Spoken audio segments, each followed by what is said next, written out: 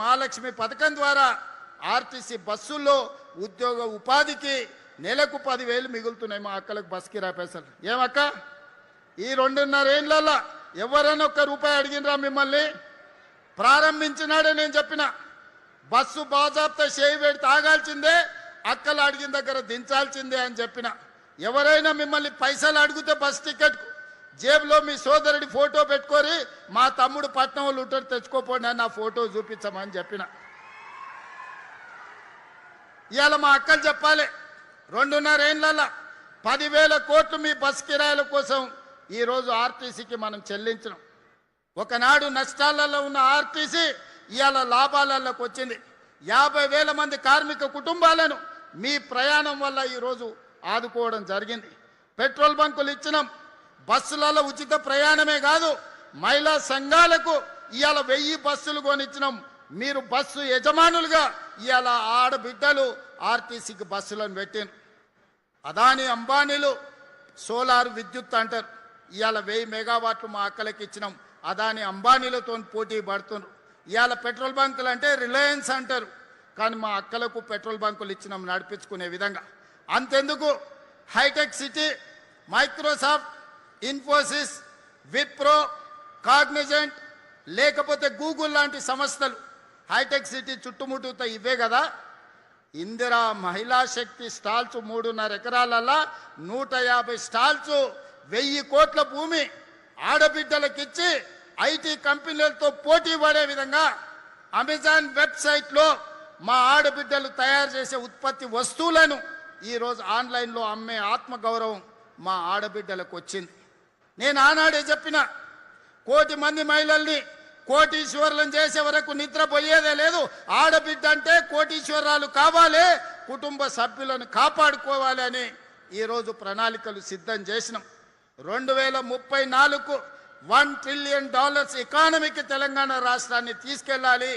2047కి $3 trillion economy ముందుకు వెళ్ళాలి అని ప్రణాళికలు చేసినాం.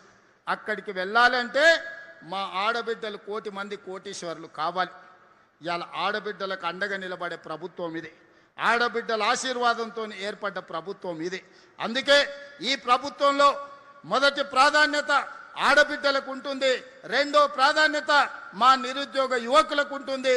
అందుకే young India skills university, young India sports university, young India integrated residential schools పెట్టి సంవత్సరానికి 27,000 కోట్ల రూపాయలు పేదల విద్య కోసం ఖర్చు పెడుతున్న ప్రభుత్వం, 8% నిధులు ఇచ్చిన ప్రభుత్వం దేశంలోనే తెలంగాణ ప్రభుత్వం అని ఈరోజు నేను గొప్పగా చెప్పదలుచుకున్నా.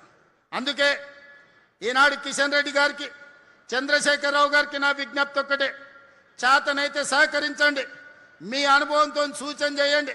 లేకపోతే మీ అబద్ధాలతో, మీ అవినీతితో, మీ అహంకారంతో ఈ తెలంగాణ అభివృద్ధిని అడ్డుకోకండి. మీ చీకటి ఒప్పందాలు, మీ గూడు పుటానీలు తెలంగాణ యువత గమనిస్తూనే ఉన్నారు. ఇవాళ ఎప్పుడు అభివృద్ధి కోసం నేను పోయి ఢిల్లీలో కలిసి వచ్చినా 3 రోజుల తర్వాత కిషన్ రెడ్డి పోయి కలుస్తాడు. నేను ప్రధానమంత్రిని కలిస్తే వెనకంగానే ప్రధానమంత్రిని కలుస్తాడు. నేను అర్బన్ డెవలప్మెంట్ మినిస్టర్ని కలిస్తే 3 రోజుల తర్వాత కలుస్తాడు. నేను రైల్వే మినిస్టర్ని కలిస్తే 3 రోజుల తర్వాత పోయి కలుస్తాడు. నేను కలుద్దాం రమ్మంటే రాడు. నేను కూర్చొని వాళ్ళని ఒప్పించి మెప్పించి ఒక దారిలోకి పట్టుకొస్తే మన మంచి కాసిన పాలలో ఉప్పేసినట్టు పోయి చెప్తాడు, నువ్వు ఇస్తావు అంటే. నాతో పాటు రంగారెడ్డి జిల్లా ఇన్ఛార్జి మంత్రివర్యులు మిత్రులు దుద్దిల్ల శ్రీధర్ బాబు గారిని, మాజీ మంత్రివర్యులు శాసన మండలి చీఫ్ విప్ పట్నం మహేందర్ రెడ్డి గారిని, రాజ్యసభ సభ్యులు పెద్దలు వేం నరేందర్ రెడ్డి గారిని, మరో రాజ్యసభ సభ్యులు యువమిత్రుడు అనిల్ కుమార్ యాదవ్ గారిని, అదేవిధంగా ఉమ్మడి రంగారెడ్డి జిల్లా సీనియర్ శాసనసభ్యులు పెద్దలు మల్రెడ్డి రంగారెడ్డి గారిని, ప్రభుత్వ సలహాదారులు హరకర వేణుగోపాల్ గారిని, అదేవిధంగా జూబ్లీ హిల్స్ శాసనసభ్యులు యువమిత్రులు నవీన్ యాదవ్ గారిని, అదేవిధంగా మాజీ శాసనసభ్యులు మిత్రులు కూన శ్రీశైలం గౌడ్ గారిని, అదేవిధంగా కొలను హనుమంత్ రెడ్డి గారిని,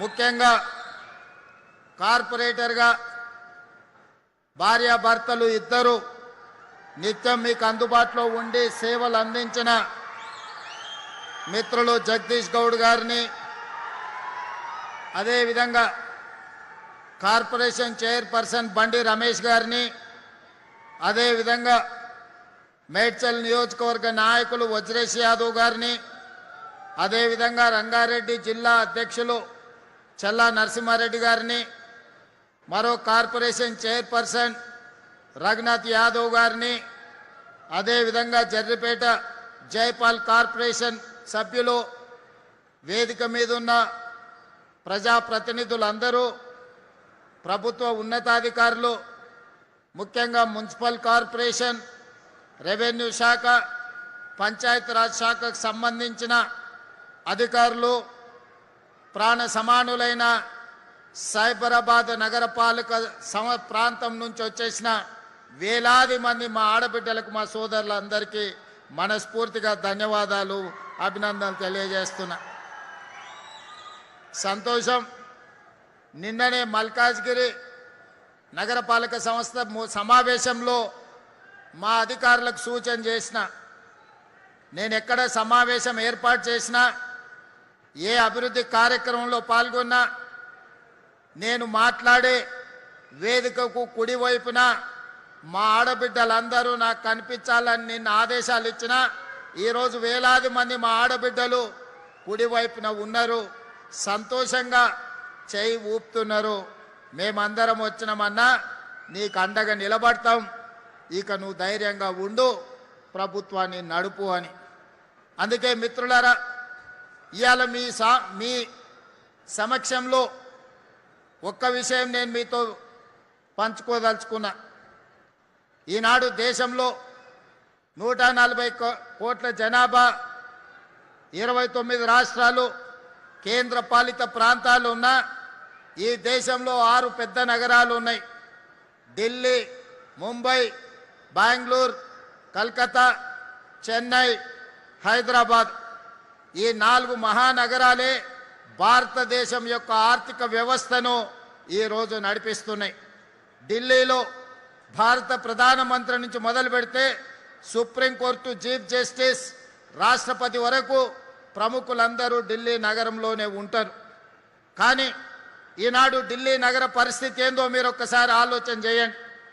ఢిల్లీ నగరంలో జరుగుతున్న అభివృద్ధిని, ఆ ప్రాంత వాతావరణ కాలుష్యాన్ని నియంత్రించకపోవడం వల్ల ఈనాడు పాఠశాలలు బంద్, ప్రభుత్వ కార్యాలయాలు బంద్, పార్లమెంటు బంద్, ప్రధానమంత్రి ఆఫీస్ కూడా ఈరోజు బంద్ పెట్టి కాలుష్యాన్ని ఎదుర్కోలేక ఈరోజు ఢిల్లీనే పడావు పెట్టే పరిస్థితి ప్రధానమంత్రి నివసిస్తున్న ఢిల్లీకి ఈరోజు దాపురించింది. అదేవిధంగా ముంబై నగరం ప్రపంచ దేశాల ఆర్థిక వ్యవస్థను ఈనాడు ముంబై నగరం శాసిస్తుంది. ఈ దేశ ఆర్థిక వ్యవస్థ మొత్తం ముంబై నుంచే నడుస్తుంది. అలాంటి ముంబై ఈరోజు ట్రాఫిక్ జామ్లే కాదు, వర్షాలు వస్తే గంటల కొద్ది రోడ్ల మీదనే నిలిచిపోయే పరిస్థితి. ఈరోజు 10 ఫీట్ల ఎత్తున ముంబైలో వర్షాలు వస్తే నీళ్లు నిలబడే పరిస్థితి. ఇవాళ ముంబై నగరంలో స్లమ్స్తో పాటు అక్కడ నివసించలేని పరిస్థితి, ట్రాఫిక్లో గంటల కొద్ది ఇరుక్కుపోయే పరిస్థితి. వర్షం వస్తే కార్లలో కాదు పడవల్లో ప్రయాణం చేయాల్సిన పరిస్థితి ఈనాడు ముంబై నగరానికి దాపురించింది. అదేవిధంగా ఐటీ అభివృద్ధికి పేరు బెంగళూరు నగరం. కానీ ఇవాళ ఇంట్లో నుంచి బయలుదేరితే ఎయిర్పోర్ట్కి ఎప్పుడు చేరుకుంటాం